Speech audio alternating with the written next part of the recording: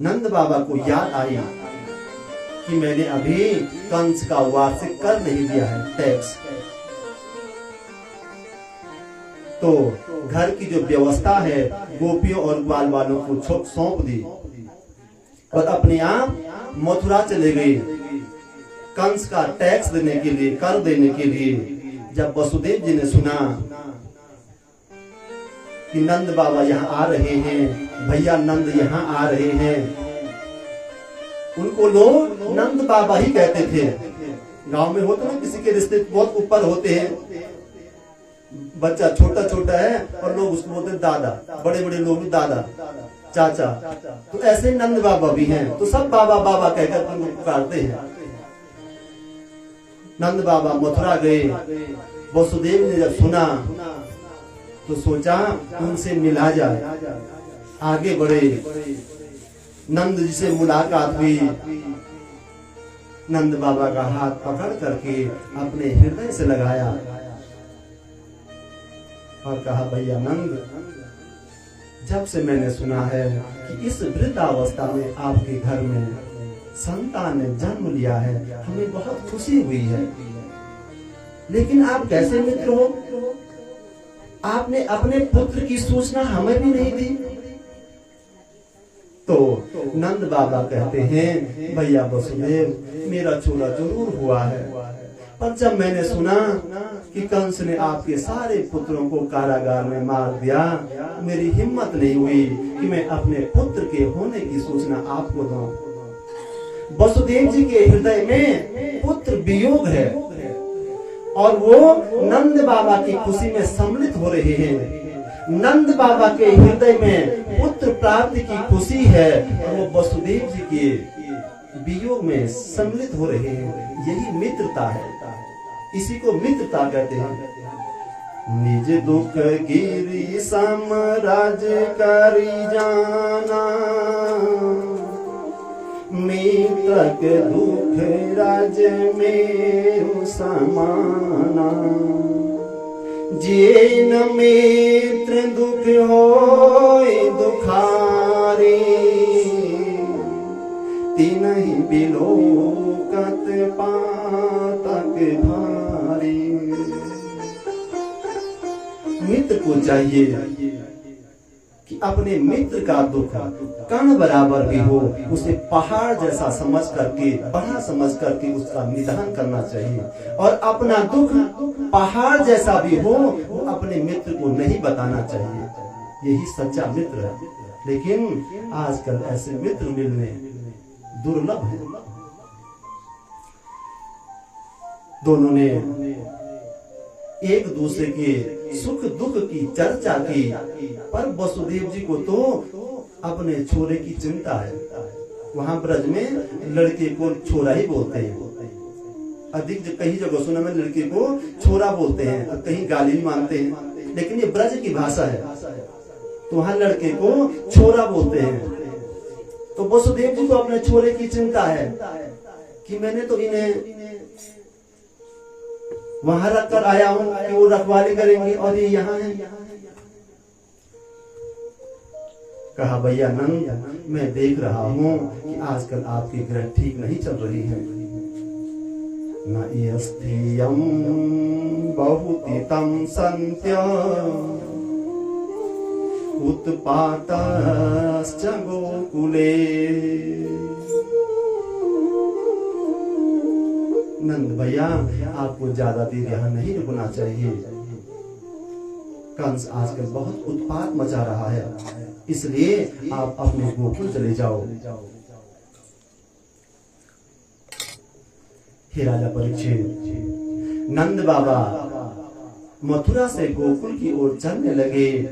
मन में विचार करने लगे कि वसुदेव जी की कही हुई बातें झूठी नहीं हो सकती हैं।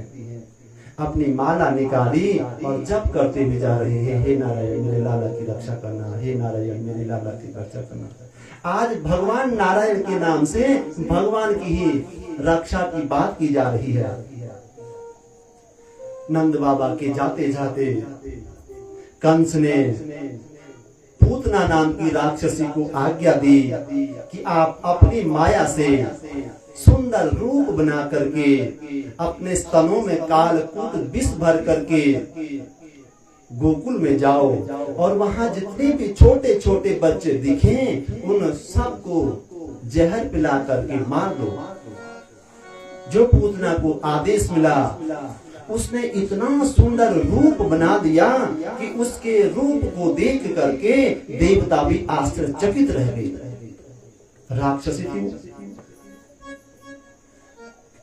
मनोहरंतिम बनिता ब्रजो कसामो, अपने चोटी पर सुंदर मल्लिका के फूल लगा दिए, अनेक आभूषण पहन लिए, सुंदर वस्त्र पहन लिए। जो गोकुल की देवियां हैं, वहां की जो महिलाएं हैं, वो भी उसको देख करके आश्चर्यचकित रह गए। इतने सुंदर रूप उसने बना दिया। आकाश मार्ग से जाते हुए पूतना ने सारे घरों को देखा और जहां जहां उसे छोटे छोटे बच्चे मिले, अपना स्तनपान करके सबको मार दिया। अब उसने देखा कि नंद भवन में कुछ लोग बैठे हुए हैं। पता किया कि यहाँ नंद बाबा के घर में पुत्र हुआ है।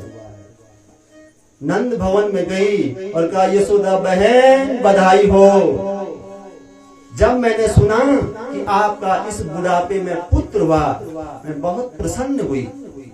घर के सारे काम का छोड़ करके मैं आपको बधाई देने के लिए आई, बच्चे को आशीर्वाद देने के लिए आई।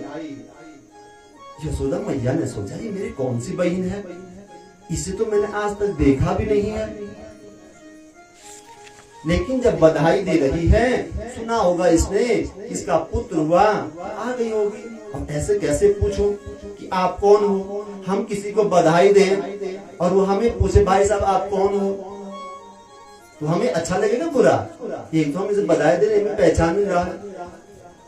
तो ऐसे ही यशोदा मैया ने सोचा कि ये कोई मेरी दूर की बहन होगी, जब सुना होगा तो आ गई होगी। तो यशोदा मैया से कहती है, पूतना मैं अपनी गोद में रख लूं? और उसके हाव भाव से तो लग ही नहीं रहा था वो राक्षसी होगी। तो यशोदा मैया ने कहा रख लो। गोदी में रखा। यशोदा मैया थोड़ा गई होगी चाय वाय बनाने के लिए, घर के और काम करने के लिए, तो उसको मौका मिल गया। जो ही भगवान को उसने गोदी में रखा, क्यों ही भगवान की दृष्टि उस पर पड़ी। भगवान ने सोचा, ओहो मौसी जी आई हैं। पूतना को देख करके भगवान श्री कृष्ण ने अपने नेत्र बंद कर दिए। सोचा ये कौन है, कहां से आई हैं, पूर्व जन्म में कौन थी, इसके स्तनों पर ये क्या लगा है। भगवान तो चराचर जगत की आत्मा है, आत्मा राम है, वो तो सब कुछ समझते हैं, कौन किस भाव से आया है। अब कई संत इस पर अपने अपने विचार व्यक्त करते हैं। जो भागवत के विद्वान हैं, भागवत के जो रसिक हैं, उन्होंने इस पर अपने विचार व्यक्त किए हैं, अपने भाव प्रकट किए हैं कि भगवान ने नेत्र बंद क्यों किए। एक संत कहते हैं कि प्रभु सोचते हैं कि हम तो आए थे दुष्टों का विनाश करने के लिए, और इस काम की शुरुआत पूतना मौसी से ही करनी पड़ेगी। अब इतने बड़े कार्य का शुभारंभ हो रहा है, तो सबसे पहले मंगलाचरण करें और फिर शरीर करें। तो भगवान ने नेत्र बंद करके मंगलाचरण करना शुरू किया। एक संत कहते हैं कि प्रभु ने सोचा कि हम तो आए थे ब्रज में माखन मिश्री खाने, माखन मिश्री का स्वाद तो चखा नहीं, और यहाँ पूतना मौसी आ गई जहर पिलाने।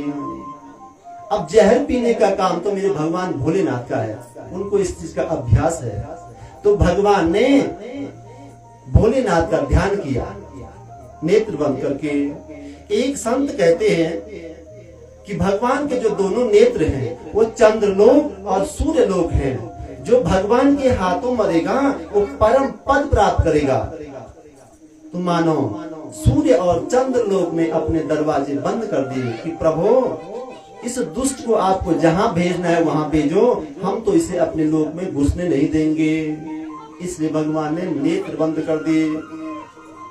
एक संत कहते हैं कि भगवान सोचते हैं मैं हूं मायापति और ये है मायावती, और माया के द्वारा ये चाहे कितना भी सुंदर रूप बना करके आए, और यदि मेरी नजर इस पर पड़ी तो इसकी माया गायब हो जाएगी और ये असली राक्षसी देह में उत्पन्न हो जाएगी। और जब असली राक्षसी देह में उत्पन्न हो जाएगी तो घर में भगदड़ मच जाएगी और घर का जो सारा मजा है वो किरकिरा हो जाएगा। इसलिए मुझे अपने नेत्र बंद ही रखने दो। बोलो श्री कृष्ण महाराज की। एक संत कहते हैं कि भगवान ने नेत्र इसलिए बंद किए कि भगवान ने सोचा मैंने आज तक बड़ी बड़ी तपस्विनी तेजस्विनी माताओं का स्तनपान किया है, कौशल्या मैया, अदिति मैया, देवकी मैया, यशोदा मैया, और पहली बार एक हत्यारन का दूध पीना पड़ रहा है। तो जैसे माँ अपने छोटे बच्चे को कहती है, कोई कड़वी दवा होती है कि बेटे आंख बंद कर ले, घटक से घट मार दे, तो भगवान ने सोचा ये कड़वा घूट मैं नेत्र बंद करके पी लेता हूँ। तो भगवान ने नेत्र बंद कर दिए। एक संत कहते हैं कि नेत्रों से नेत्रों का सम्मेलन होता है, और मेरे ठाकुर जी के नेत्र तो इतने चंचल हैं जो एक बार देख ले, जिसकी नजर एक बार मिल जाए तो वो भगवान का हो जाता है। तो भगवान को लगा यदि मेरे नेत्र इसके नेत्रों से मिल गए तो इसको मुझसे प्रेम हो जाएगा, और इसको मुझसे प्रेम हो जाएगा तो फिर ये मुझको मारना छोड़ देगी। अब जब ये इसको मुझे मारना छोड़ देगी तो मेरे जो मित्र हैं छोटे छोटे, उन पर आफत आ जाएगी। इसलिए भगवान ने अपने नेत्र बंद किए। एक संत कहते हैं कि प्रभु कहते हैं दृष्टिपात उस पर करो जो सुपात्र हो, कुपात्र पर दृष्टि करोगे तो सृष्टि बिगड़ जाएगी। भद्रम कर्णेभिः शृणुयाम देवः भद्रम पश्ये, अच्छा देखो और अच्छा सुनो। भगवान ने सबसे पहले उसका दूध पिया, जब दूध समाप्त हुआ तब विष पिया, और जब विष समाप्त हो गया तो अब उसके प्राणों को ही पीना शुरू कर दिया। जब प्राण खिंचने लगे, मर्म स्थानों पर भयंकर वेदना होने लगी, पूतना के प्राण निकलने लगे, तो भयंकर चीत्कार करती हुई चिल्लाई, सामुंच बुंचाल इन प्रभासनी निष्पीड्यमाना अखिल जीव मर्मणि विवृत्य नेत्रो चरणों भुजो मुहु प्रस्वीन गात्रा क्षिपति रुरुदह। मुंच मुंच बेटा छोड़ दे मेरे प्राण निकल गए। भगवान ने कहा मौसी मैं छोड़ने वाला नहीं हूँ। अपने राम जल्दी से पकड़ते नहीं हैं, और जब अगर किसी को पकड़ दिया तो फिर जल्दी से छोड़ते नहीं हैं। बोलो श्री कृष्ण महाराज की। पूतना भगवान को लेकर के भाग गई, और जब भगवान ने उसके सारे प्राणों को खींच लिया तब विशाल विकराल देह धम से जमीन पर गिर गया। बोलो नंद के लाला की जय। पूतना के गिरने से धरती हिल गई, दसों दिशाएं उसके चीख पुकार से गूंज उठी। अब जब यशोदा मैया ने ये आवाज सुनी डर गई कि इतनी भयंकर आवाज कहां से आई, कहीं मेरा लाला डर तो नहीं गया। जब पालने के पास पहुंची तो पालना सुना, हे भगवान कहां गया, कौन लेके गया। अफरा तफरी मच गई घर में, ग्वाले गोपियां सब परेशान हो गए कि बाबा तो हमारे हवाले छोड़ करके गए थे, इसे कौन लेके गया। जब दूर तक गए देखा भयंकर देह शरीर पूतना का गिरा हुआ है, और उस पर मेरे ठाकुर जी खेल रहे हैं। बोलो नंद की लाला की। जैसे तैसे भगवान को पूतना के शरीर से नीचे उतारा। मैया का हृदय बहुत दुखने लगा कि मेरे बच्चे को चोट लग गई होगी। जब दूध पिलाया, स्तन पान किया, जब भगवान ने दूध पिया, तब यशोदा माँ की सांस आई कि अब ठीक है। पर सब सोच रहे हैं कि ये पूतना के शरीर तक कैसे पहुंच गया, क्योंकि पूतना तो भयंकर शरीर बना रखा था, पहाड़ जैसा। इतना छोटा बच्चा ये कैसे पहुंच गया। सब अपना अपना दिमाग लगा रहे हैं, अपनी अपनी बुद्धि लगा रहे हैं। कोई कह रहा है ये मर कैसे गई। तो एक ने कहा मैया ये तेरे छोरे को लेकर भाग रही होगी और ठोकर लगी होगी तो गिर गई होगी। दूसरे ने कहा छोरे ठोकर लगती तो मुंह के बल गिरती, ये तो पीठ के बल गिरी हुई है। सब अपनी अपनी बुद्धि लगा रहे हैं कि कैसे गिरी होगी। मैया ने गाय की पूंछ से भगवान पर झाड़ा मारा। गौ की जो रज है, धूल है चरणों की, वो भगवान के सारे अंगों पर लगाई। भगवान श्री कृष्ण और गौ माता का बहुत बड़ा संबंध है। जब भी भगवान को कुछ होता है, मैया तुरंत गाय की पूंछ से झाड़ा मारती है, गौमूत्र से नहलाती है और गाय की जो चरण रज है वो ठाकुर जी के पूरे अंगों पर लगाती है। गाय की चरण रज का, गाय की जो चरणों की धूल है, फूलों की धूल है, उसका बहुत बड़ा महत्व है। किसी बच्चे पर कोई छल छिद्र लगा हो, अला बला लगी हो, तो चरणों की रज उसके पूरे अंगों पर लगा दो तो सारी जो विपदा है वो दूर हो जाएगी। बोलो नंद की लाला की। तब तक नंद बाबा भी आ गए। ग्वाल वालों का बाबा आप गए मथुरा और यहाँ गजब ढा गया। बोले क्या हुआ कि पूतना न जाने कब यहाँ आई और कब आपके लाला को लेकर भागी। बेचारे नंद जी तो पहले ही डरे हुए थे। फिर क्या हुआ कि बाबा वो पूतना देखो वो मरी पड़ी है और लाला आपका यहाँ पर खेल रहा है। नंद बाबा ने कहा मैं समझ गया वसुदेव नंबर 1 का ज्योतिषी है। ग्वाल वालों का क्या मतलब। बोले जब मैं मथुरा में था तब ही वसुदेव जी ने कह दिया था कि आपके गोकुल में कुछ गड़बड़ होने वाला है, आप गोकुल चले जाओ। और तब से मैं माला जप रहा हूँ, हे नारायण मेरे लाला की रक्षा करना, हे नारायण मेरे छोरे की रक्षा करना। अब ग्वाल वालों ने कहा अब हमें पता चला कि ये पूतना कैसे मर गई। ये सब आपके भजन का प्रभाव था। पर बाबा ये मर गई तो मर गई, लेकिन इसने तो मथुरा और गोकुल का रास्ता ही बंद कर दिया। अब क्या होगा। तो नंद बाबा ने सबको आदेश दिया कि जाओ सब अपने कुलाड़ी फरसे जो है वो ले आओ और इसकी जो लंबी लंबी भुजाएं हैं उनको काट दो और इसके ऊपर डाल दो।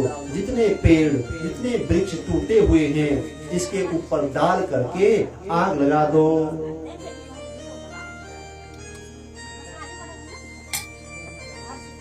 जैसे ही पूतना के शरीर पर आग लगाई देहस्य भूमाश्च गुरुसौरभ। पूतना के दग्ध होने पर, पूतना के जलने पर ऐसी सुगंध आई परीक्षित कि 10 दिशाएं महक गई। पूरा ब्रजमंडल सुवासित हो गया। परीक्षित जी चौंक पड़े कि महाराज पूतना जैसे दुष्ट के जलने पर सुगंध कैसे आएगी। तो सुखदेव जी कहते हैं कि हे महाराज अब पूतना को भला पापनी कौन कहेगा। जिसने भगवान को अपनी गोद में रखा हो, अपने हृदय से लगाया हो, अपना स्तन पान कराया हो, वह पापनी कैसे हो सकती है। और धन्य है भगवान की लीला। जिस पूतना में एक भी सद्गुण नहीं था, सुखदेव जी कहते हैं, हे राजा परीक्षित, अब पूतना का पूरा परिचय सुनो। कौन थी पूतना? कि पूतना लोक बालग्नि राक्षसी रुधिरासना जिघांसया पिहरये स्तनं दत्त्वा पुसद्गतिम्। पूतना नाम भी कितना बुरा। तो शायद काम अच्छा करती होगी। परीक्षित जी कह रहे क्या पता लोगों की भलाई करती होगी। लेकिन नाना महाराज, बाल लगने बच्चों को उठा करके ले जाती तो उसे मारती थी। तो परीक्षित जी ने कहा महाराज, हो सकता है उसका खानदान बहुत ऊंचा रहा होगा, इसलिए सुगंध आई होगी। तो कहा नाना महाराज, राक्षसी राक्षस कुल में उत्पन्न हुई थी, तो शायद उसका आहार अच्छा रहा होगा, अच्छा अच्छा भोजन करती होगी, काजू किशमिश खाती होगी, बादाम खाती होगी, तब खुशबू आ रही होगी। लेकिन नाना महाराज, रुधिरासना, रुधिर है अन्न जिसका, बच्चों को उठा करके ले जाती और उनको मार करके उनके रुधिर का पान करती, उसके रुधिर को पीती। तो शायद भगवान से प्रेम करती होगी, लेकिन नहीं, वो भी नहीं। जिघांसया पिहरये, भगवान को मारने के उद्देश्य से आई थी।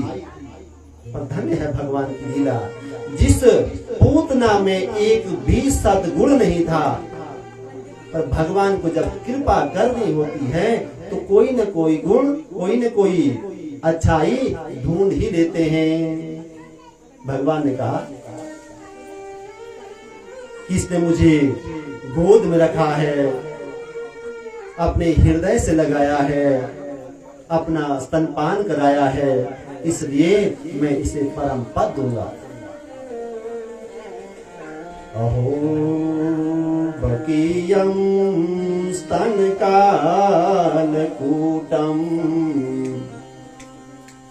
जिघांसया पाययदप्य साध्वी लेभे गतिं धात्युचितां ततोऽन्यम् कं वा दयालुं शरणं ब्रजेम। भगवान ने कहा, इसने मुझे अपनी गोद में रखा, अपने हृदय से लगाया, अपना स्तनपान कराया, इसलिए लेभे गतिं धात्र्युचितां ततोऽन्यम्, मैं इसे अपनी माँ यशोदा के समान ही धात्र्योचित गति दूंगा, परम पद दूंगा। अब कौन अभागा होगा जो ऐसे कृपालु की, ऐसे दयालु की शरण में न जाना चाहता होगा, जो पूतना में दोष न देख पाया, जो भगवान को मारने के उद्देश्य से आई थी, वो भला अपने भक्त में कैसे दोष देखेगा। मेरे गोपाल से निराला इस दुनिया में कौन हो सकता है। मेरा गोपाल गिरधारी जमाने से निराला है, मेरा गोपाल गिरधारी जमाने से निराला है, मेरा गोपाल गिरधारी जमाने से निराला है, मेरा गोपाल गिरधारी जमाने से निराला है। न गोरा है न काला है, न कूदा है न काला है, मेरा गोपाल गिरधारी जमाने से निराला है।